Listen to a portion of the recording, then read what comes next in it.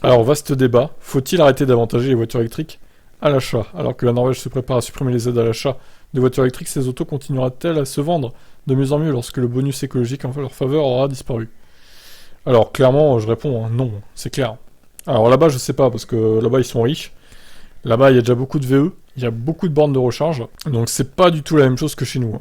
La Norvège fait office de référence absolue en matière de véhicules électriques. Là-bas, près de 65% des ventes de voitures neuves aux particuliers en 2021 concernaient ces modèles 100% électriques.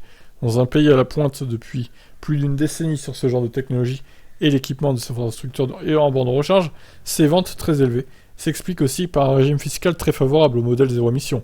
Leur TVA de 4% contre 25% pour les modèles thermiques. Ah oui, il y a 21% de différence quand même. Mais alors que ces gros avantages à l'achat des véhicules électriques ont fini par transformer en profondeur le marché automobile du pays, le législateur souhaite désormais y mettre fin. Pourquoi? Parce qu'il estime que les voitures électriques représentent désormais la majorité des ventes de véhicules neufs. Ça va à l'encontre des efforts nécessaires en matière de mobilité douce et de transport en commun.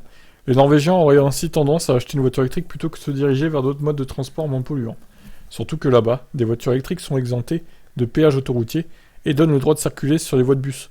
Voilà pourquoi la Norvège se prépare à augmenter progressivement le niveau de TVA des voitures électriques neuves dès 2023, d'abord pour les modèles les plus chers.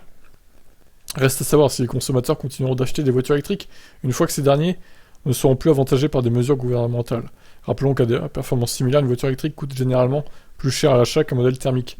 Une Spring coûte par exemple 19 290 € en prix de base, contre 12 790 € à une Sandero thermique, pourtant plus spacieuse, plus confortable et mieux finie.